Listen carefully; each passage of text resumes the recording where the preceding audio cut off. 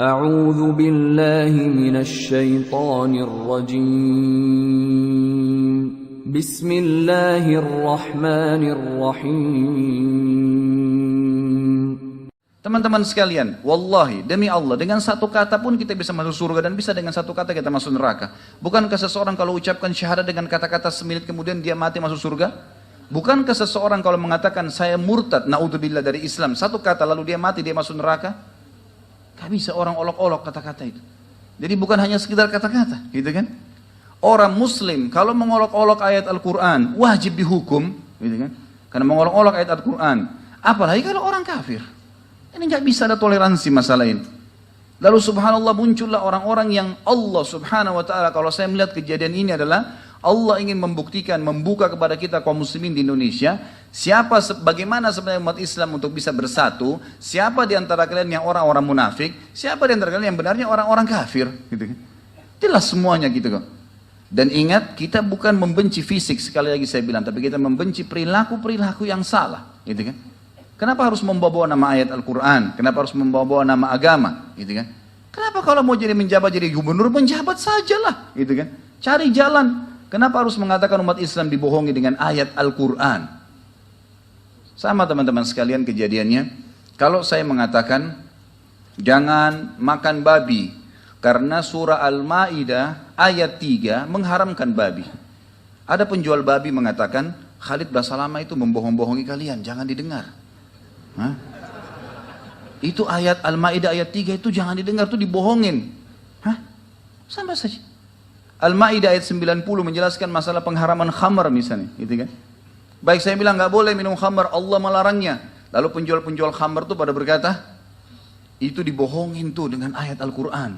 Al-Ma'idah 90. Bobotnya kalimat ini berat sekali. Ini kalau di zaman Nabi SAW, apalagi ada Umar bin Khattab, sudah melayang semua lehernya ini. Loh iya. Ini orang-orang seperti ini sudah tidak bisa ngomong gitu. Pernah ada orang munafik datang di zaman Nabi, di zaman Umar, di zaman Nabi SAW. Munafik ini sama orang kafir, sama orang Yahudi dua-duanya. Datang si munafik ini ngaku muslim, tapi Nabi SAW tahu orang ini munafik. Dia datang pernah utang sama seorang Yahudi, kemudian dia tidak mau bayar. Tiba-tiba tidak mau bayar. Lalu kemudian si Yahudi ini mengatakan, saya akan keluhkan kamu kepada pimpinan kamu kaum muslimin. Dia bilang ngalus saja, nggak masalah, gitu kan? Memang orang munafik, tidak sama orang kafir, tidak sama orang beriman. Allah mengatakan dalam surah An-Nisa, mudabdabina baina dzalik. La ilaha ula wa la ilaha ula. Sifatnya orang munafik, mudabdab. Mudabdab itu kayak tidak jelas statusnya. Bisa sekali sama orang beriman, bisa sekali sama orang kafir. Yang penting bisa jilat sana, jilat sini, gitu kan. Maka tidak kepada ini, tidak kepada kelompok itu. Lalu kemudian kata orang Yahudi, saya akan lapor kepada Muhammad, nabi kalian. Kata orang munafik, silahkan. Toh saya juga tidak yakin dia sebagai nabi. Pergilah. Ya Muhammad kejadiannya begini. Ini dia ngaku muslim, dia ngambil utang saya tidak bayar. Kata Nabi SAW, bagaimana kau bilang? Tidak ada uangnya, saya tidak pernah ambil, kata si munafik. Nabi SAW melihat segala macam hujah, argumen, ternyata si Yahudi benar. Kata Nabi SAW, kau harus kembalikan haknya dia. Dia benar, si Yahudi ini, gitu kan. Orang ini mengatakan, baiklah, baiklah, saya akan kasih, gitu kan. Kemudian keluar dari masjid, ternyata orang munafik ini bilang, enggak, saya enggak mau bayar. Lalu kata Yahudi ini, siapa yang kau percaya setelah Muhammad? Enggak ada. Mungkin ada temannya, Abu Bakar. Pergi ke Abu Bakar. Ya Abu Bakar, begini kejadiannya. Abu Bakar melihat argumennya, semua Abu Bakar mengatakan, baiklah, kalau gitu hukumnya seperti ini. Persis seperti hukum Nabi SAW. Keluar, dia mengatakan, Yahudi ini, ya orang munafik ini bilang, baiklah, baiklah, saya akan bayar. Keluar dari rumah Abu Bakar, dia bilang, saya nggak mau bayar. Loh. Dan berkata lagi, ya, pada saat itu si Yahudi, siapa yang kau percaya lagi? Dia bilang, coba kita ke Umar. Pergi ke rumah Umar. Antum sudah tahu jawabannya rupanya. Begitu masuk di rumahnya Umar, kenapa? Ada masalah begini. Baik, Umar bilang, sama siapa kalian sudah berhukum? Kami sudah pergi ke Muhammad, kata si Yahudi. Apa hukumnya? Dihukumi saya punya hak. Orang ini ditunjuk dan dia ngaku mau bayar, dia nggak mau bayar. Terus siapa lagi? Abu Bakar. Apa hukum Abu Bakar? Seperti sama, kata si Yahudi tersebut. Kata Umar, lalu untuk apa kalian ke saya? Kata si Yahudi, ini orang ngakunya mau datang kepada kamu, hai Umar. Kata Umar, baik, berarti mau tunggu hukum dari saya? Dia bilang, iya, baik. Umar bilang, tunggu sebentar. Umar masuk ke dalam, ambil pedang. Keluar, dikejar dua-duanya nih. Ada yang sempat ditebas pedang. Umar sambil kejar keluar dari rumahnya sampai di jalan. Orang pada lihat, kenapa Umar ngejar orang dua orang? Mau dibunuh, gitu kan. Sudah sempat berdarah, mereka lari. Gitu. Kata Umar, apakah kalian mendatangi Muhammad, Nabi Muhammad SAW, sudah dikasih hukum. Datang kepada Abu Bakar, manusia terbaik setelah ya Nabi SAW, lalu memberikan hukum, lalu datang kepada saya, ini hukum saya. Gitu. Ini pedang bagiannya. Gitu. Tapi subhanallah, Islam bukan datang untuk menebas leher orang. Gitu kan. Bukan itu tujuannya.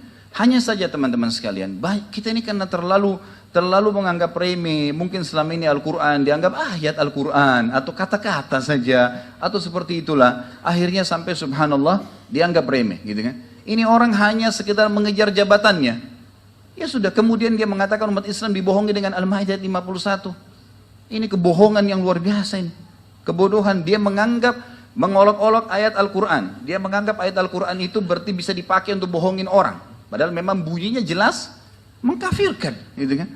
Nanti akan saya bacakan banyak ayat berhubungan dengan masalah ini.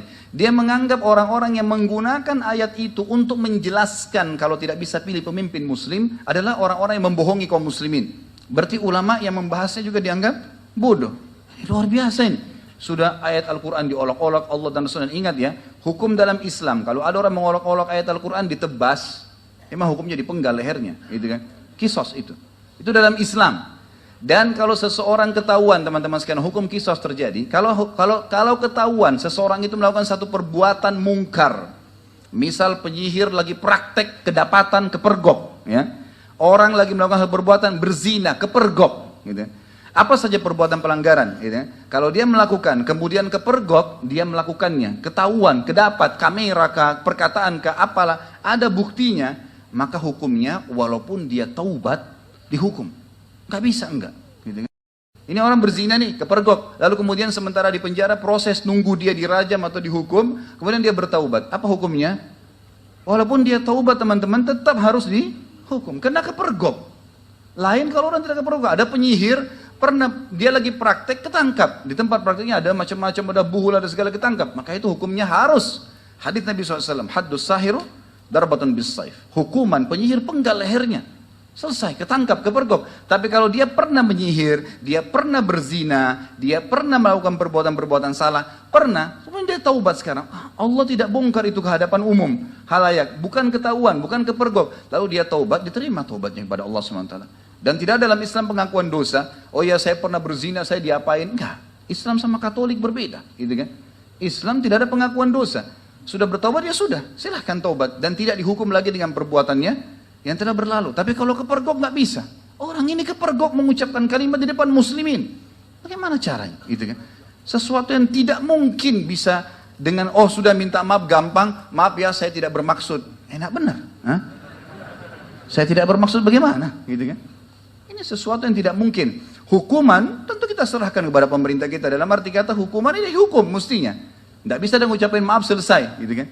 Dia sudah tidak boleh mesti ikut dalam pemilihan, dia sudah tidak boleh dalam jabatannya, apalagi memang di tengah-tengah kaum muslimin. Tidak boleh orang Islam dipimpin oleh orang muslim, di daerah kita mayoritas, mustahil. Banyak ayat-ayat Al-Quran berbicara masalah itu. Kalau ada orang-orang munafik di sekitarnya, muncul orang-orang munafik, subhanallah kelihatan hidung-hidungnya, mulai muncul sekarang.